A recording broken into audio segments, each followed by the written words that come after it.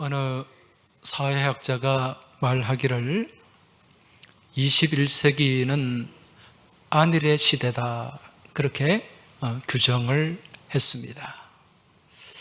안일의 시대, 안일함의 시대라는 거죠.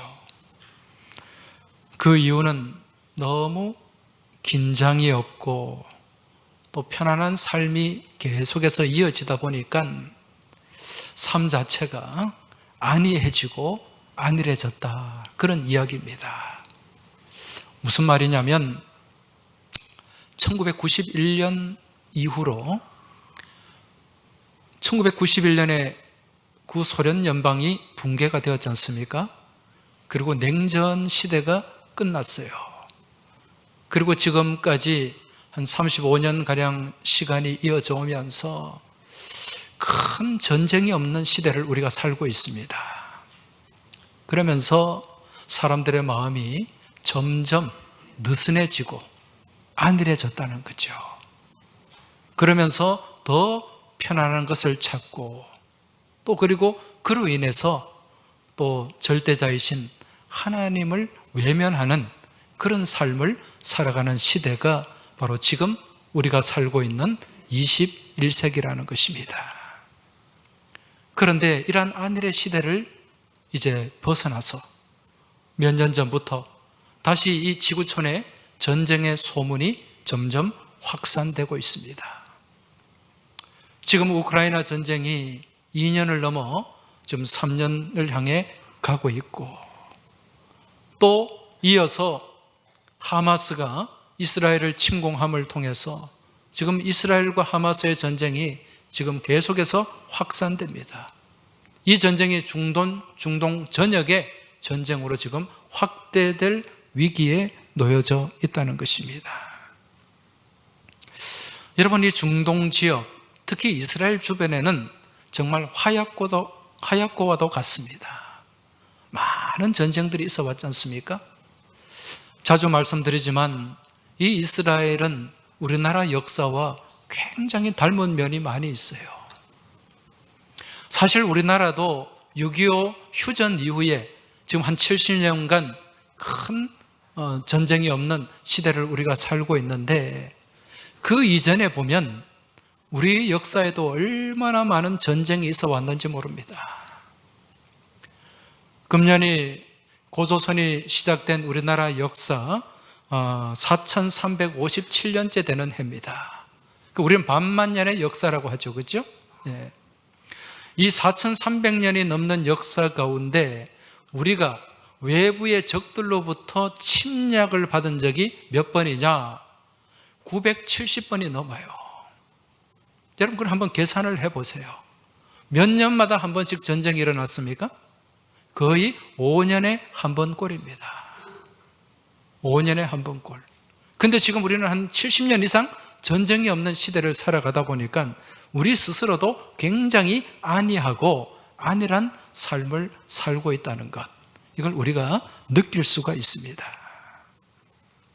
여러분, 우리나라나 이스라엘이나 이처럼 많은 외부의 적들로부터 침략을 받고 또 많은 어려움이 있었음에도 불구하고 지금까지 유구한 역사를 계속해서 이어오고 있는데 이 자체가 놀라운 기적이에요. 예, 놀라운 기적입니다. 이러한 순환의 역사, 또 핍박의 역사, 또 많은 환난 가운데 이어진 역사를 지내오면서 우리 민족이나 이스라엘 민족이나 그냥 거기에 순복하고 순응하지 않았습니다. 우리 민족은 그러한 압제 가운데 우리는 저항하는 민족이었어요. 이스라엘도 마찬가지였습니다. 여러분, 이스라엘 민족이 바벨론의 멸망을 당하고 포로 생활을 하고 또 로마의 압제를 받고 많은 지배받는 시대를 살아왔는데 이스라엘 민족이 참 이 지배자의 입장에서는 다루기 어려운 민족들이에요. 수시로 반란이 일어납니다. 항거를 했다는 것이에요. 그래서 로마 시대에도 예수님 당시에도 보면은요, 이 로마 제국이 다른 민족에게는 없는 특별한 정책을 펼치는데 그게 무엇인고 하니 이스라엘 안에는 분봉왕을 세우는 거예요. 지배하는 다른 민족은 다 그냥 총독이 가서 다스렸는데 이스라엘 민족만 분봉왕, 그 왕이 누굽니까? 헤롯 왕이잖아요. 이 헤롯 왕, 분봉왕을 세워가지고 이 백성들을 좀 얼레기도 하고 때로는 좀 이렇게 타협하기도 하면서 그렇게 통치를 했다는 거죠. 그 이유가 무엇인가? 수시로 한거를 하기 때문에 참 다루기가 어려운 민족이었다는 것입니다. 이건 우리나라도 비슷해요. 여러분, 우리나라가 일제에 36년간 지배를 받으면서 우리가 가만히 있지 않았죠, 그죠? 예. 저기 중국이나 대만을 보면 같은 상황이었는데도 우리하고는 좀 달라요. 우리는요, 계속해서 한거를 했습니다. 3.1운동, 1919년에 3.1운동, 대대적인 전민족적인 한거운동이었잖아요, 그죠? 우리가 그렇게 하니까 중국이 보고 우리도 가만히 있으면 안 되겠다, 그런 생각으로 했던 운동이 1919년 5월 4일에 있었던 중국 오사운동이에요. 우리 3.1운동 하는 거 보면서 이 사람들이 우리가 가만히 있으면 저 조그만 나라, 저 조선, 조선도 저렇게 한 거 하는데 우리가 가만히 있어서 되겠는가? 그러면서 일으킨 운동이 오사운동이라니까요. 그리고 중국 국민당의 당수였던 장개석이라고 하죠. 예, 이 장제스가 우리나라를 굉장히 부러워했어요. 특히 그 당시에 독립운동을 이끌었던 김구 선생을 굉장히 부러워했습니다. 왜 그런 거 아니? 우리나라에는 안중근 의사, 윤봉길 의사, 이봉창 의사, 나석주 의사, 이 사람 자기 몸을 바쳐가지고 일제에 한거하는 그런 애국자들이 있었어요. 자기 목숨을 바쳐가면서. 근데 중국 사람들은 그게 없었어요. 그렇게 인구가 많지만은 그런 인물이 없었다는 거예요. 그래서 이 장제스가 김구 선생을 부러워했어요. 그리고 요즘 중국이 동북공정이라는 걸 하지 않습니까? 이 동북공정을 하면서 역사 왜곡을 하는데 거기에 어떻게 역사를 기록하는가? 안중근 의사와 윤봉길 의사가 중국 국적이다, 그렇게 역사를 씁니다. 여러분, 사실이에요. 예. 얼마나 우리가 부러웠으면, 예, 중국하고 전혀 관계없는 그런 분들을 끌어다가 자기 역사로 쓰냐는 것입니다. 이걸 돌려서 생각하면 그만큼 우리나라, 우리 민족은 무엇을 사랑하는 민족이다? 나라를 사랑하는 민족이다. 애국하고 애족하는 민족이다. 이스라엘도 마찬가지예요. 이스라엘도 우리와 비슷한 성향과 역사를 가진 민족입니다. 오늘 우리가 읽은 말씀에 보면 이러한 애국자 한 사람이 등장합니다. 누구보다도 조국을 사랑하고 위해서 헌신했던 인물, 그 애국자의 이름이 누굽니까? 느헤미야라는 인물입니다.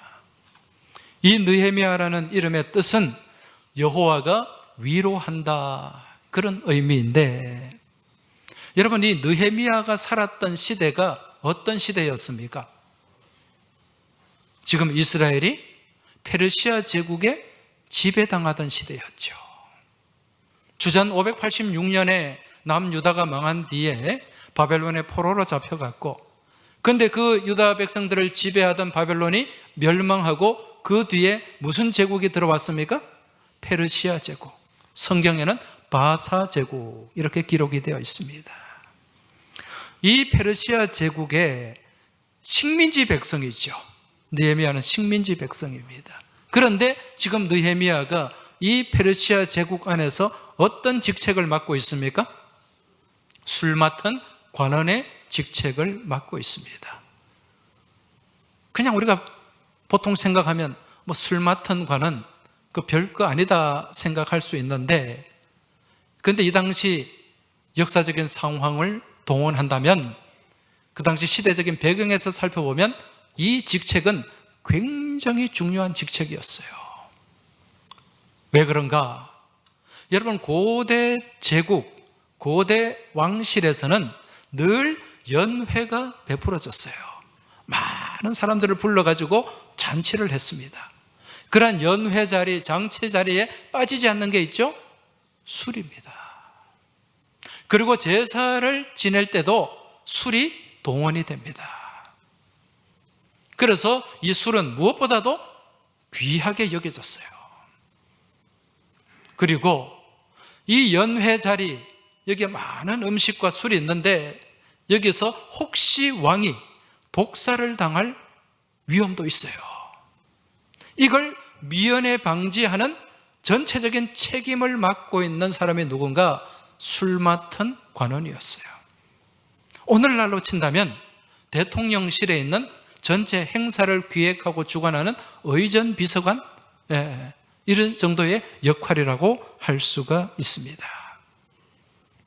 여러분, 식민지 백성이 이 자리까지 올라간다는 것은 굉장히 정말 특별한 일입니다. 왜 그런 거 하니? 이 자리는요, 왕이 신뢰하는 사람만 할 수 있는, 앉을 수 있는 거예요. 왕이 절대적으로 신임하는 사람. 아니, 그렇지 않으면 그 술에, 음식에 독을 타버리면 자기는 죽을 수도 있잖아요. 그래서 느헤미야는 지금 페르시아 제국 왕실에서 탄탄대로를 걷고 있었던 거죠. 그런데 어느 날 이 느헤미야가 한 가지 소식을 듣게 됩니다. 무슨 소식을 들었습니까? 그 동생, 느헤미야의 동생의 이름이 하나니라고 하는 동생이 있는데, 이 동생이 유다, 자신의 고국을 방문하게 됩니다. 이 페르시아에 있던 하나니가 자신의 고국 이스라엘을 가봤더니 그 상황이 어떤 상황입니까? 너무도 비참한 상황이에요. 말로 표현할 수 없을 정도로 그렇게 모든 것이 다 파괴되고 황무하고 그렇게 비참한 삶을 살고 있더라는 거죠. 그 사실을 이 하나니가 형인 느헤미야에게 이야기를 해줬어요. 거기 가봤더니 남아있는 백성들이 환난을 당하고 능욕을 당하고 그리고 온갖 압제를 당하고 있더라. 많은 사람들에게 피해를 입고 능욕을 당한다는 말은요, 이거 여성들이 성폭행을 당하는 거예요. 전혀 치안이 안 되고 있다는 얘기예요. 왜? 성이 다 허물어지고 성문은 다 불탔기 때문에 무법천지가 되어 있더라는 것입니다. 이러한 때에 제일 피해를 당하는 사람이 누굽니까? 여성과 어린아이들이죠. 이 이야기를 들은 느헤미야가 땅을 치면서 통곡을 합니다. 수일 동안 울면서 눈물을 흘리면서 금식을 하면서 그렇게 기도를 했어요. 조국을 위해서. 그렇게 기도하는 가운데 마음에 감동이 있었습니다. 어떤 감동이 왔는가? 하나님 주시는 감동인데, 내가 가야 되겠다. 내가 다시 고국으로 가서 저 지금 보호받지 못하고 지금 환난 가운데 능욕 가운데 놓여진 내 민족, 내 백성들을 위해서 내가 일을 해야 되겠다. 다시 성을 쌓고 성문을 세우고 이들을 지켜야 되겠다. 그런 마음을 품게 된 거죠. 그런데 여러분, 지금 느헤미야가 처해 있는 현실을 놓고 볼 때 이게 가능한 일일까요? 실제로 할 수 있는 일일까요? 이게 불가능한 일입니다. 왜 그런 거 하니? 지금 느헤미야가 맡고 있는 이 직책이 너무도 중요한 직책이기 때문에 그 자리를 아무에게나 맡길 수 없는 거예요. 이건 왕이 허락을 해야만 하는 일인데 왕이 허락을 안 해줄 거란 말입니다. 그러면서 혼자 소가리를 하는 거예요. 계속해서 가야 되는데 입은 떼지 못하고 그렇게 시간이 흘러갑니다. 그 시간이 얼마나 흘렀는가? 한 3개월가량 그렇게 고민하면서 또 생각하면서 그렇게 얼굴에 수심이 가득한 모습으로 3개월 동안 지냈어요. 그걸 누가 보게 됩니까? 아닥사스다 왕이 보게 됩니다. 아니, 이 느헤미야가 평소에 이런 모습이 아니었는데, 이런 인상이 아니었는데, 아니 왜 얼굴에 이렇게 근심이 가득하지? 그것도 하루 이틀도 아니고 수개월째 그렇게 얼굴에 근심이 가득하니까 이 아닥사스다 왕이 질문을 합니다. 오늘 본문 2절의 말씀입니다. 왕이 내게 이르시되 네가 병이 없거늘 어찌하여 얼굴에 수심이 있느냐? 이는 필연 네 마음에 근심이 있음이로다. 무슨 걱정이냐? 네가 평소에 얼굴이 밝았는데 이렇게 근심과 수심이 가득한 걸 보니까 지금 네가 큰 걱정 가운데 사로잡혀 있구나. 그걸 얘기해 보거라. 그렇게 말합니다. 그때 느헤미야가 정말 두려운 마음으로 왕에게 그 사실을 이야기하게 됩니다. 3절, 2절 끝에 보면은 그때에 내가 크게 두려워하여 왕께 대답하되, 이게 무슨 말이냐면 쉽게 이야기할 수 있는 말이 아니라는 거예요. 내가 이렇게 자리를 비우겠습니다라는 말을 그렇게 왕에게 편안하게 할 수 있는 그런 상황이 아니라는 거죠. 그런데 지금 기도하는 가운데 느헤미야가 지금 도전을 합니다. 부딪히는 거예요. 3절 말씀 보시기 바랍니다. 왕께 대답하되 왕은 만세수를 하옵소서. 내 조상의 묘실이 있는 성읍이 이제까지 황폐하고 성문이 불탔사오니 내가 어찌 얼굴에 수심이 없사오리까 하니. 무슨 얘기입니까? 지금 내 조국이, 내 민족이 아무런 보호받지 못하고 그렇게 환난 가운데 놓여지고 그렇게 많은 사람들이 지금 어려움을 겪고 능욕을 당하고 목숨이 위태로운, 또 많은 사람들이 죽어나가는 그런 상황 속에서 어찌 내 마음에 근심이 없겠습니까? 이런 얘기입니다. 그때 이 왕이, 아닥사스다 왕이 어떻게 반응을 합니까? 내가 도울 일이 무엇이냐? 이렇게 질문을 합니다.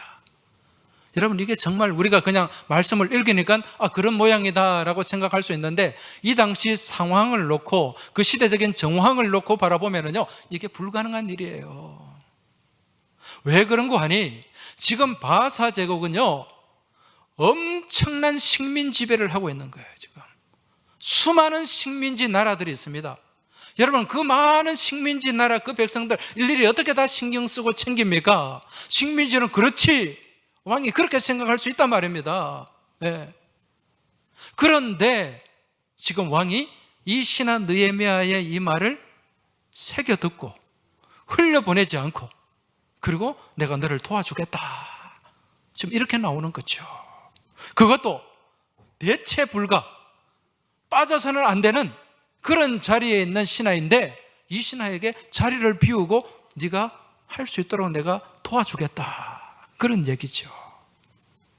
자, 이때 느헤미야가 뭐라고 얘기합니까?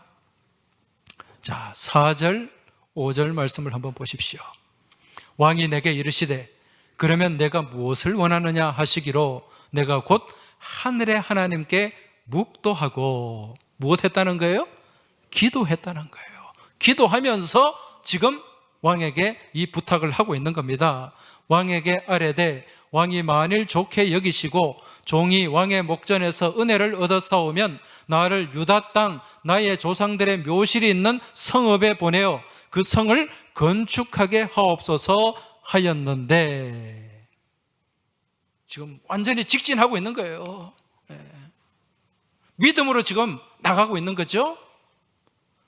제가 말씀드렸죠. 느헤미야는 지금 페르시아 왕실에서 대체 불가자원입니다. 빠져서는 안 되는 사람이에요. 그런데 이 이야기를 들은 이 왕이 어떻게 얘기를 합니까? 6절 말씀 보십시오. 그때에 왕후도 왕 곁에 앉아 있었더라. 왕이 내게 이르시되 내가 몇 날에 다녀올 길이며 어느 때에 돌아오겠느냐 하고 왕이 나를 보내기를 좋게 여기시기로 내가 기한을 정하고. 놀라운 일이 지금 벌어지고 있습니다. 왕이 느헤미야에게 네가 몇 날에 다녀올 길이냐, 네가 네 나라 유다까지 갔다 오는데 얼마나 기간이 걸리겠느냐, 그리고 네가 생각해 어느 때에 돌아올 생각이냐, 이거 결정권이 누구한테 있는 거예요? 느헤미야한테 있잖아요. 느헤미야한테 주잖아요. 왕이 결정권을 가지고 있는데 느헤미야한테 지금 왕이 물어보면서 네가 결정해라, 네가 기한을 정해라. 예, 내가 기한을 정하고 내가 언제까지 내 휴가 며칠 쓰고 갔다 오겠습니다. 지금 왕에게 통보하는 거예요. 있을 수가 있는 일입니까? 없는 일이에요. 없는 일입니다. 그 당시 교대의 왕실의 왕은 절대적입니다, 여러분. 어떻게 감히 신하가 내가 며칠까지 갔다 오겠습니다, 어떻게 기한을 주십시오? 있을 수가 없다는 거죠. 그런데 여기서 한술 더 뜨고 있습니다. 지금 느헤미야가. 참, 여러분, 믿음의 사람들은 담대하다 그러잖아요, 그죠? 담대하다는 말이 무슨 뜻인지 아시죠? 간땡이가 부었다는 거예요. 간땡이가 부었다는 말입니다. 그 뒤에 뭐라고 얘기하는가? 7절 8절 한번 보십시오. 내가 또 왕에게 아뢰되 왕이 만일 좋게 여기시거든 강 서쪽 총독들에게 내리시는 조서를 내게 주사 그들이 나를 용납하여 유다에 들어가기까지 통과하게 하시고, 또 왕의 삼림 감독 아삽에게 조서를 내리사 그가 성전에 속한 영문의 문과 성곽과 내가 들어갈 집을 위하여 들보로 쓸 제목을 내게 주게 하옵소서. 지금 무슨 요청을 하고 있습니까? 내가 지금 유다 땅으로 가는데 거기에도 가로막는 세력들이 있을 거 아닙니까? 그 총독들에게 조서를 보내가지고 공문을 보내가지고 내 이렇게 가니까 내 길 가로막지 말고 도와주게 해 주십시오. 왕에게 지금 이걸 부탁하고 있는 거예요. 공문 한 장 만들어 달라는 거예요. 지금 내 그냥 못 가겠다. 그리고 더 황당한 게 뭔지 아십니까? 왕의 삼림 감독 아삽에게 또 공문을 보내라는 거예요. 여러분, 왕의 삼림이 뭐냐면은 이 왕실에 쓰는 제목들, 좋은 나무들을 길러내는 그 산을 얘기하는 거예요. 우리로 치면은 저기 경북 울진에 가면 거기 뭐가 있습니까? 금강송 군락이 있잖아요. 그래, 옛날 조선시대 왕궁을 지을 때 쓴 제목 아닙니까? 그죠? 그런 제목을 배워줘가지고 이거 가지고 가서 내 나라 성문을 새로 재건하고 다시 성전을 재건할 수 있도록 도와달라. 여러분, 간땡이가 부어도 이만저만 부은 게 아니죠. 근데 이 일이 이루어졌습니까? 안 이루어졌습니까? 이루어졌죠. 있을 수가 없는 일인데 이 일이 이루어졌단 말입니다. 어떻게 해서 이루어졌을까요? 느헤미야가 왕에게 엄청난 신임을 받았기 때문에? 아닙니다. 아무리 신뢰하는 신하라도 왕에게 이렇게 요청할 수는 없어요. 근데 이렇게 요청한다고 해서 왕이 다 들어줄 수도 없단 말입니다. 그런데 8절 하반절 뒤에 보십시오. 다 같이 한번 읽어보겠습니다. 내 하나님의 선한 손이 나를 도우심으로 왕이 허락하고. 할렐루야. 누가 도우셨다고요? 하나님의 선한 손이, 하나님의 도움의 손이 도우시고 붙잡아 주셨다는 거예요. 여러분, 우리의 믿음의 삶도 마찬가지입니다. 우리 삶을 살아가는데 어려움이 없는 사람이 어디 있습니까? 난관이 없는 사람이 어디 있고 시험에 직면하지 않는 사람이 어디 있습니까? 여러분, 그때마다 우리 하나님이 도와주시면, 하나님께서 능력의 손, 선한 손으로 붙잡아 주시면 능히 이겨내고 넘어가고 통과하게 될 줄 믿습니다. 여러분, 우리 신체 가운데 가장 일을 많이 하는 지체가 무엇이죠? 우리 몸에 있는 지체 가운데 가장 일을 많이 하는 지체 무엇입니까? 눈치가 있으면 대답을 좀 하세요. 뭡니까? 손이죠. 손입니다. 오늘 제목이 하나님의 선한 손 아닙니까? 이 손보다 많이 쓰이는 지체가 있습니까? 이 손으로 음식도 먹고, 손으로 일도 하고, 손으로 무언가를 만들기도 하고, 손으로 글도 쓰고, 그림도 쓰고, 또 손으로 의사소통도 합니다. 수화라는 걸 하잖아요. 그리고 손으로 남을 도와주기도 하고. 이 손의 역할이 얼마나 많은지 모릅니다. 사람과 짐승의 차이가 무엇인가? 그것을 여러 차이가 있겠지만 그 중에 한 가지가 손을 쓰는 것이라고 할 수 있습니다. 하나님이 만드신 피조물 가운데 손을 제대로 쓰는 피조물은 사람밖에 없어요. 사람만 손을 제대로 씁니다. 제가 이렇게 말하면 원숭이도 있는데요, 그렇게 얘기하는 분도 있을지 모르겠습니다. 물론 원숭이도 손이 있어요. 예, 원숭이도 손을 쓰기는 씁니다. 언젠가 우리 교회에서 발리에 있는 우리 선교지, 우리 집사님들, 권사님들이 같이 한번 선교지 탐방을 간 적이 있는데, 그때 이제 일주일 동안 선교 사역을 하고 이제 오기 하루 전날 이제 발리에 또 유명한 데가 있으니까 한번 돌아보는 시간을 가졌는데, 그 원숭이 숲이 있어요. 원숭이 숲이 있는데 거기 갔더니 이놈의 원숭이들이 얼마나 사나운지, 이게 뭐 모자도 뺐고 안경도 뺐고, 예. 그리고 이제 이게 거기에 있는 주인하고 이게 동업을 하더라고요. 예. 그러면서 이거 뺏어가서 안경 뺏기잖아요. 도로 받아야죠. 그러면은 $1 주면은 다시 받아주는 거라. 예. 이게 완전히 도둑놈 원숭이들이라고요. 그 어느 집사님은 가다가 귀에 있는 귀걸이도 뺏겼어요. 여자 집사님이. 예. 얼마나 손이 빠른지. 예. 그런데 이런 원숭이의 손이 무언가를 만들어낼 수 있습니까? 아니에요. 그냥 자기의 욕구를 충족하기 위한 그러한 손으로 그러한 손으로 쓴다는 거예요. 창의적인 손이 아니에요. 이런 손은 그냥 짐승의 발이나 코끼리의 코나 별 차이가 없습니다. 그런데 하나님께서 사람에게 주신 손은 어떤 손입니까? 무언가를 만들어낼 수 있는 창의적인 손이에요. 능력의 손입니다. 그래서 우리가 이건 뭔가를 만들어내면 잘 만드는 사람을 손재주가 있다, 그렇게 얘기를 하잖아요. 그런데 이 사람의 손에는 한계가 있습니까? 없습니까? 한계가 있어요? 없어요? 있죠.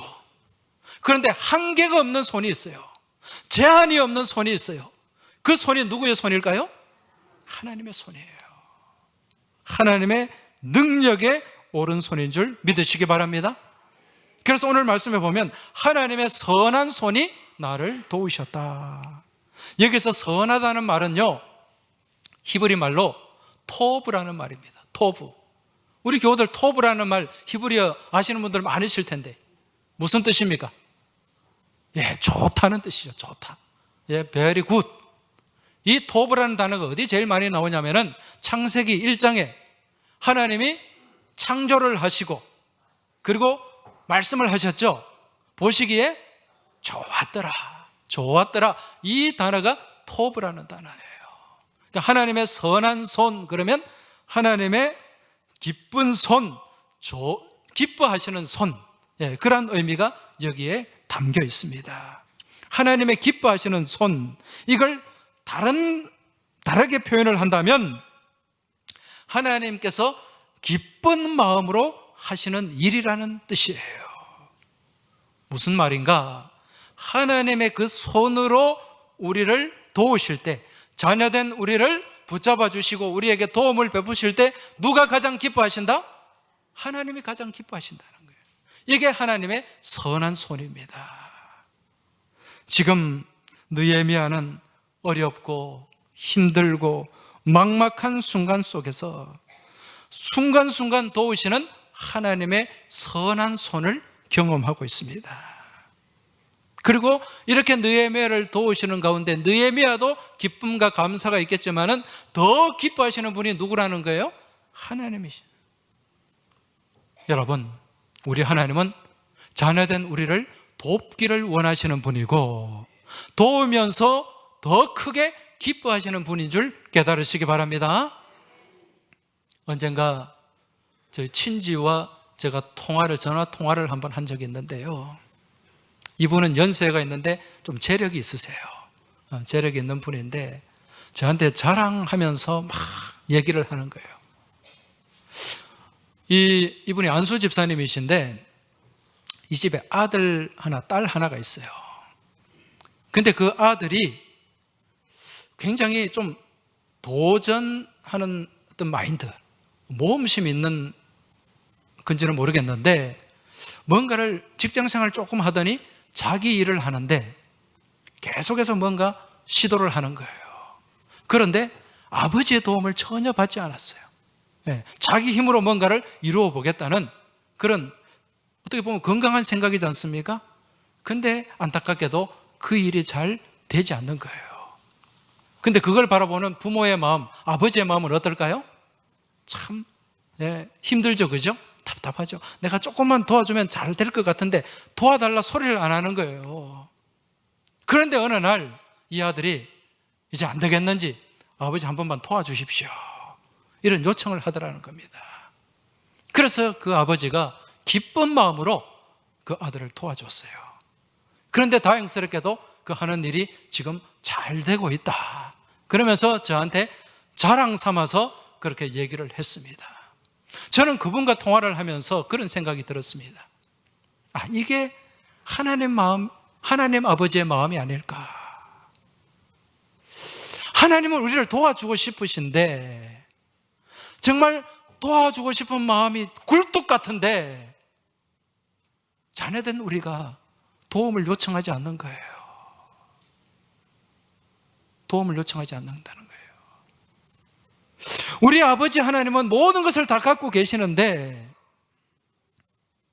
하나님이 하나님께 기도하지 않으므로, 도움을 요청하지 않으므로 도울 수 없는 그 하나님의 마음, 그 마음이 지금 이 아버지의 마음이 아닐까, 그런 생각이 듭니다.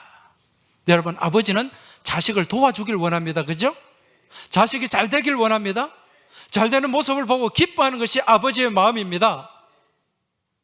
우리 하나님은요, 늘 우리를 돕기 원하시는 분이에요. 그런데 무엇이 그 도움을 가로막느냐? 우리의 불신이 그것을 가로막는다는 거예요. 이사야 41장 10절 말씀, 우리가 잘 아는 말씀입니다. 같이 한번 읽어볼까요? 두려워하지 말라, 내가 너와 함께함이라. 놀라지 말라, 나는 내 하나님이 됨이라. 내가 너를 굳세게 하리라. 참으로 너를 도와주리라. 참으로 나의 의로운 오른손으로 너를 붙들리라. 할렐루야. 우리 하나님은 도와주기를 원하시는 분이에요. 능력의 손, 능력의 오른손으로 우리를 붙잡아 주시고 이끌어 주시고 인도하길 원하시는 분입니다. 그런데 우리가 도움을 요청하지 않아요. 기도하지 않아요. 그리고 기도한다고 되겠느냐? 라고 생각하는 불신이 그 가운데서 가로막고 있다는 거예요. 민수기 11장 말씀을 보면 모세가 이스라엘 백성들을 이끌고 출애굽한 후에 1년쯤에 시내산 어귀의 자락에 자리를 잡지 않습니까? 거기서 조금만 더 가면은 다베라라고 하는 곳이 있어요. 다베라. 거기에서 이 이스라엘 백성들이 또 불평하고 불만하면서 난동을 부리는 거예요. 왜 그렇게 불평하고 원망을 했는가? 우리가 애굽에 있었을 때는 정말 참 맛있는 것 많이 먹었는데 거기서는 참 생선도 먹고 또 오이도 먹고 참외도 먹고, 그때 참외가 있었대요. 부추도 먹고 파도 먹고 마늘, 이게 다 이게 자양강장제 아닙니까? 이런 걸 먹어서 우리가 정력이 있고 기력이 넘쳤는데 이 광야에 나오니까 무엇밖에 없다? 만나밖에 없다. 맨날 먹는 게 만나. 이제 지겨워서 못 먹겠다. 그래서 힘이 딸려서 못 가겠다 그러는 거예요. 이 또 원망하니까 모세가 기도합니다. 그러니까 하나님이 그래, 그럼 먹을 거 고기 줄게. 니들 고기 먹고 싶으면 고기 줄게. 하루도 아니고 이틀도 아니고 한 달 동안 그냥 원 없이 먹게 해줄게. 네 입에 고기 냄새가 나서 고기 더 이상 쳐다보기 싫을 때까지 내가 고기 줄게. 하나님은 그렇게 응답하셨어요. 근데 모세가 뭐라고 얘기합니까? 불신하는 거예요. 아니, 하나님, 우리 인구가 얼만데 지금 애굽에서 나온 이 숫자가 장정만 60만이 넘는데 이 많은 사람들이 어떻게 고기를 먹을 수 있습니까? 우리가 끌고 나온 가축, 소도 있고 양도 있는데 이거 다 잡아도 몇 점도 못 먹습니다. 그래 얘기를 해요. 민수기 말씀에 보면 양떼와 소떼를 잡은들 조카오며 바다의 모든 고기를 모은들 조카오리까. 바다의 그 고기를 다 잡아온들 어떻게 이 많은 백성들을 먹일 수 있겠습니까? 무엇입니까? 불신이죠. 불신. 여러분, 이 모세처럼 우리가 하나님 앞에 기도하면서 이렇게 불신할 때가 참 많이 있습니다. 여러분, 의심하는 기도는 응답이 됩니까? 안 됩니까? 안 됩니다. 의심하는 기도는요, 다 날아간다 그랬어요. 다 날아간다. 믿음의 기도가 능력의 기도요, 응답의 기도인 줄 믿으시기 바랍니다. 모세가 이렇게 얘기를 하니까요, 지금 하나님이 뭐라고 말씀하십니까? 뭐라고 말씀하시는가? 여러분, 우리 하나님께서 여호와의 손이 짧으냐 그렇게 질문을 하십니다. 민수기 11장 23절 같이 한번 읽어보겠습니다. 여호와께서 모세에게 이르시되 여호와의 손이 짧으냐 내가 이제 내 말이 내게 응하는 여부를 보리라. 하나님의 손이 짧으냐? 하나님의 손이 못 미칠 것 같으냐? 지금 하나님의 책망입니다. 여러분, 우리가 하나님을 믿는다고 하면서 하나님의 선한 손, 하나님의 능력의 손, 하나님의 도움의 손을 믿지 못하고 의지하지 못하고 순간순간 불신할 때가 많이 있습니다. 여호와의 손이 짧다고 생각하는 거죠. 여러분, 하나님을 믿으시기 바랍니다. 제대로 믿으시기 바랍니다. 신뢰하시기 바랍니다. 하나님의 그 도움의 손길, 선한 손을 붙잡으시길 주의 이름으로 축원합니다. 그 능력의 손을 붙잡고 은혜의 손을 붙잡고 권능의 손을 붙잡고 나아갈 때 여러분, 우리 하나님은 우리를 이끌어 주시고 우리를 복된 길로 인도해 주시고 또 우리 앞을 가로막는 그러한 장애물과 산들을 다 넘을 수 있는 힘과 은혜를 공급해 주실 줄 믿습니다. 이번 한 주간 주님의 손 잡고 갈 수 있길 바랍니다. 네, 주님의 손을 잡는다는 마음으로 우리 옆 사람 손을 한번 꼭 잡아주시기 바랍니다. 그리고 말씀하시기 바랍니다. 우리 주님의 손 잡고 갑시다. 주님의 선한 손을 붙잡읍시다. 이번 한 주간 주님의 선한 손을 붙잡고 여러분, 힘든 일이 있어도 어려운 일이 있어도 낙심하고 낭망하지 마시고 천국 소망 가지고 주님과 함께 승리하며 나아가는 복된 믿음의 여정이 되시길 주의 이름으로 축원합니다. 우리 다 같이 믿음의 고백을 담아서 찬송하며 나아가겠습니다.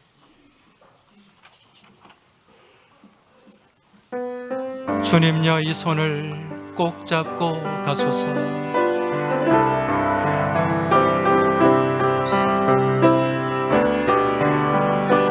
고백하는 마음으로 우리 같이 찬송 드리겠습니다. 주님여, 이 손을 꼭 잡고 가소서. 약하고 피곤한 이 폭풍우 흑암소 해치사 빛으로 손잡고 날 인도하소서.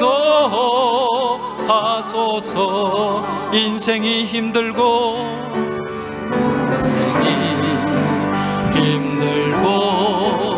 고난이 겹칠 때 주님여 날 도와 주소서. 외치는 이 소리 귀 기울이시사 손잡고 날 인도하소서. 우리 가슴에 손을 얹고 주님여 이 손을 꼭 잡고 가소서.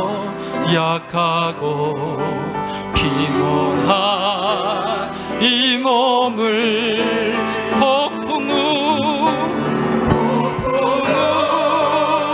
흑암소 해치사 빛으로 손잡고 날 인도하소서.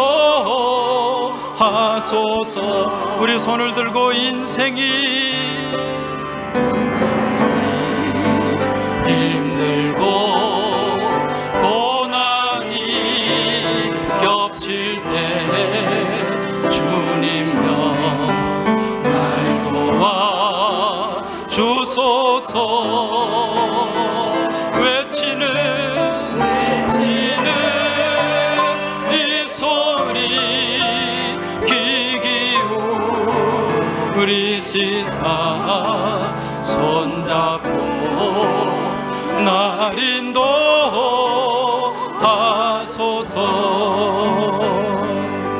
이제 이 시간 우리 나누고 받은 말씀을 가슴에 담고 하나님 앞에 같이 기도드리겠습니다. 이번 한 주간에도 하나님을 불신하는 악한 마음이 다 떠나가게 하시고 우리 주님의 능력의 손, 권능의 오른손, 선한 손을 붙잡고 나가는 복된 믿음의 여정이 되게 하여 주옵소서.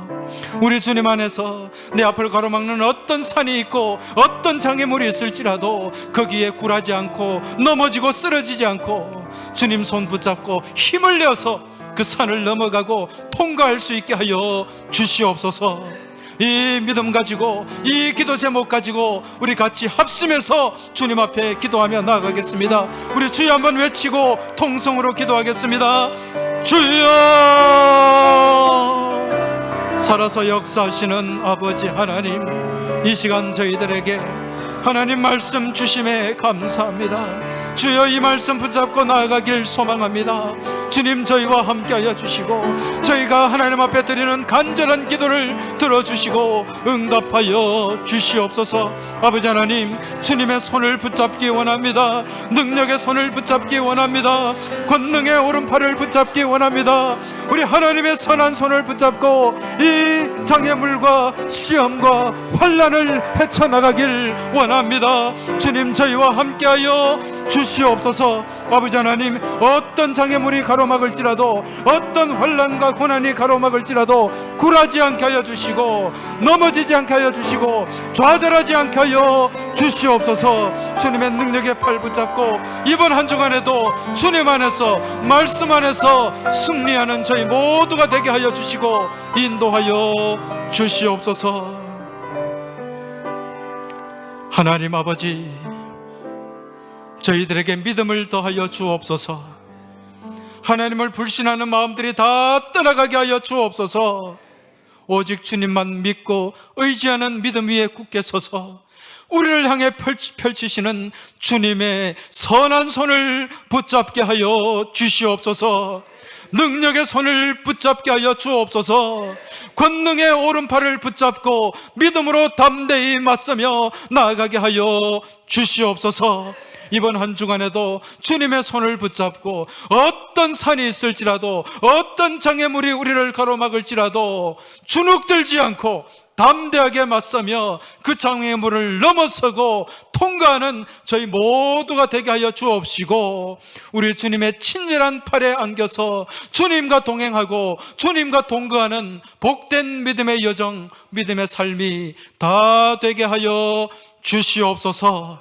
우리 주님 예수 그리스도 이름으로 기도하옵나이다. 아멘.